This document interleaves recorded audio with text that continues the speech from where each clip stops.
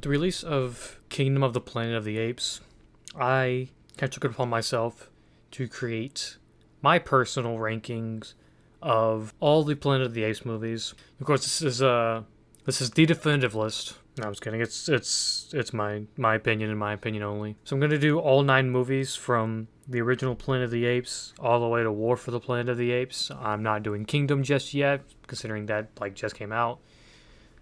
So this is my personal rankings. If you don't agree, disagree, let me know in the comments. Well, let's just get right into it. Coming in at the number 9 spot, we have Beneath the Planet of the Apes. This movie is terrible. From start to finish, this movie sucks. Big time. Oh my goodness, there's nothing good about this movie. I'm gonna keep it a buck with you. Nothing really good about it. It's super confusing from the get-go. Because it's supposed to take place right after the original, and I feel like there's a lot to work with there to come off the original. Sequel wasn't necessary, but they did it, and they did a very poor job at it. I mean, you lose Charlton Heston at the very beginning, out of nowhere, and then bring in Walmart Charlton Heston just for Charlton Heston to show up later in the movie. There's a nuke that people worship, these weird alien-looking people. I mean, nothing in this movie makes sense. I'm gonna keep it a buck 50 with you. Nothing in this movie makes sense. Such a poorly executed movie. I remember watching this after the original. I'm like, what were they thinking here? Were they just trying to be different? What was this? That's bottom tier gutter garbage. Speaking of bottom tier, coming in at number 8, we have Planet of the Apes, the Tim Burton Planet of the Apes. I mean, what else can you say about it? It's definitely not good. I think it's objectively a better movie than Beneath the Planet of the Apes, but it's not good. Yeah, I don't really have much to say about it, to be honest. At number 7, I've got Conquest of the Planet of the Apes. I know it's a bit of a hot take, because a lot of people have Battle instead of Conquest at the 7th spot, but I think Conquest is it's not really necessary, is what it comes down to. I don't necessarily think it's a bad movie, but it's just not needed. Because in Escape, they kind of laid down exactly what happened that caused the apes to take over the Earth. And here you just kind of see it play out. It's nothing we don't already know. It's just, let's play it out. That's really all it is. It's just not necessary. And like I said, it's not bad. It's actually not. It's actually a pretty decent movie. It's just not needed. Number 6, I've got Battle for the Planet of the Apes. I didn't hate this movie. I know a lot of people think it's terrible. I don't mind it. When you're looking at the overall story of the Planet of the Apes from start to finish, I think it's a good movie. It's because humans caused the apes to revolt. The apes eventually kind of took over the earth, started treating humans like animals, hunting them for sport, experimenting on them and all that. Just kind of oppressing them, really. But in Battle, Caesar, who was the son of the main apes from the first couple movies. He's like, no, we're gonna change things up a bit. He kind of changes the fate of both the apes and the humans. Of course, there's this whole obviously a battle between the apes and humans, but at the end of it, I mean, the relationship between the apes and humans changes. Humans aren't treated poorly. Apes don't treat them poorly. Everyone gets along, and it's awesome. It was a great change of fate that I think played out quite well. And I quite enjoyed seeing that go down. Again, it's not super necessary, but it was nice to see. Number 5, I got Escape from the Planet of the Apes. This is the movie that saved the franchise. After that atrocious sequel, after the atrocity that is Beneath the Planet of the Apes, they came out with Escape, and it was a solid movie. It was pretty dang good. It got kind of weird, because it was time... I don't know, it's weird. I think they had to find a way to bring the apes to the past to warn the humans about what would happen. I don't know any way to save it. I'm willing to look past the weird time travel stuff, which honestly that's not even the weirdest part of this series, so it's easy to look past. But it's a solid movie. It definitely brought the franchise back from what that terrible second movie did to it. It's really interesting because in the movie, the 2 main apes, they're trying to explain to humans, hey, in the future, humans are going to do this to the apes. This is what causes the apes to take over. Don't freaking do that. and the humans proceed to do that very thing. It's like, dog, what? I'd say that's the sort of thing that could happen in real life. It's interesting to see everything play out, though. Not really much else to say about it. It's solid. It does introduce you to Caesar as well, so that's pretty cool. All right, number 4, Rise of the Planet of the Apes.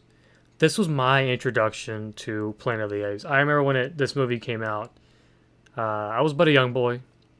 I was a kid when this came out. Not like a super young kid, but I liked it when it first came out. Didn't understand too much of it, obviously, because I was a child. I wasn't really into movies like I am now. But I mean, rewatching it as an adult, it's still solid. I prefer this explanation of how the apes took over any other explanation. Like the way they explained it in Escape was fine. I mean, I think it works for what it is. But I think this was a better iteration of that. You know, I think it plays out better as well. You know, rather than apes just kind of got smart. It's, well, we were working on a cure for Alzheimer's. It worked for apes, makes them smart. Just didn't work for humans, killed us. And so that, you know, apes evolved, humans devolved. And I think it worked out really well. The motion, I mean, I don't really focus on this sort of stuff, but like the motion capture, visual effects looked phenomenal. It even got better after that. But yeah, I love just how they explained how everything came to be. So it's not even just apes got pissed off and revolted. It's apes got smarter because of this Alzheimer cure that didn't have any major side effects on apes. Just kind of made them smarter, and then they took over that way. So that was honestly a much better explanation than what was there before. Number 3, Planet of the Apes. The original Planet of the Apes. I mean, what else can you say? It's a classic. This is what started it all. Solid movie. Amazing performance by Charlton Heston, the absolute legend that is. I mean, honestly, I think for its time, it was pretty solid. You know, I'm sure it's nothing people have seen before, because it's 1968. You know, I'm sure the ape costumes and all that were like a big deal as far as visuals. It's hard to explain what I'm trying to say, but it had a solid story. The twist at the end is really what brings it all together. You know, like just getting to know the characters, the ape and human conflict, just trying to figure out like how things are the way they are. You know, because of course the entire time you're like, well, they're on a different planet, so that's pretty cool. It sucks for them though, but then the twist that they've been on Earth the entire time is, if I didn't already know about it, I would have lost my freaking mind. Unfortunately, I knew about it before I even watched it, but it was still cool to see it play out. The twist was amazing. That I will say, that's what I think is cool about the old Planet of the Apes movies. No happy endings, except for Battle. But like every Planet of the Apes movie has to, like, always has some just depressing ending, which I think works for the first one and maybe the second one, if as bad as the second one is. But after that, it's like, okay, you don't have to just have these sad endings just to be different. I think just honestly, if they would have ended the series as the first one, absolute cinema. But yeah, I mean, what else can you say? It's a classic. It's what started it all. What got us here, where we are today. Number 2, Dawn of the Planet of the Apes. I didn't think they would make a great sequel to Rise, and I didn't think it'd be better. Holy crap, it's better. I mean, just one of the best things about the current Planet of the Apes series is the human and ape conflict, because it's hard to pick a side. You know, because of course you want to root for the apes because of the main characters, but there are good humans, and that's what I love about these sequels. It shows the good and bad of both the apes and humans, and so you're like, that they both have good intentions. They both just want to keep their kind safe. They both just want to protect their kind, but the crappy people just kind of get in the way of that. The crappy apes just get in the way of being able to just like kind of live in peace. And, Caesar's a real G. I don't think I could have the patience Caesar has. It's a good thing he was raised by a decent human, or else he'd end up like Kobo, where he's just like, kill them all. But this is kind of what started. It's just the whole war, Of course, there's resolution at the end of it all, but that kind of opened up for a war, just with how the humans reacted to the apes attacking. Koba's a real menace, I tell you. While James Franco's character kind of started the Planet of the Apes with his Alzheimer's cure and creating the simian flu. Koba started the war between the apes and humans. So that's a whole thing. I mean, yeah, Dawn is amazing, but not as amazing as the number one pick, War for the Planet of the Apes. It's honestly, I don't think it can get better than this. Kingdom has massive shoes to fill because War was a work of art. I mean, outside of the like spectacular visuals, which like just kept getting better and better by each movie, the story, the performances, the characters, the conflict, everything just works. And it's cool to see these scenarios of a dystopian society, society that fell apart because of a disease, of an apocalypse, of just pick your disaster that causes humans to go insane and be crappy. And you see all these you see the different scenarios play out. So like in Dawn, you saw society trying to reform, just trying to survive. In this, you see an army, pretty much, where they have a dictator kind of leading them, and so they capture the apes, they put them to work, kill them, sort of like an internment camp. And I mean, just seeing how everything plays out it's beautiful, and such a beautiful and sad ending to Caesar's story. They could have ended the series at war, and I would have been satisfied. Something I do appreciate about the current Planet of the Apes series is the references to the original series. So, like, in the first one, literally right before everything goes down, they send astronauts to Mars. And you'll see, like, you just kind of stumble upon newspaper articles that say, people got lost in space. Well, the plot of the first one was that they got lost in space for like a couple thousand years. Yeah, a couple thousand years. They got lost in space. I mean, even down to the names, like Cornelius and Caesar, and even Nova in War of the Planet of the Apes, the little girl being named Nova. The callbacks are so perfect. And it doesn't feel forced. That's what's amazing. It comes off like naturally, not forced, and it's to the point where it's like subtle. If you blink, you miss it. If you don't pay attention, you miss it, and that's how it should be. It should be subtle, not like shoving it in your face. Hey, remember this person from this movie, this name, this event. So that's really cool to see. Yeah, the Planet of the Apes has always been a up and down franchise. Because of course the first one from 1968 is a classic. It was really good. Then they came out with a sequel, Beneath. Just a terrible movie. I'm glad they didn't stop there because that would have just been such a terrible downfall. They came back with Escape.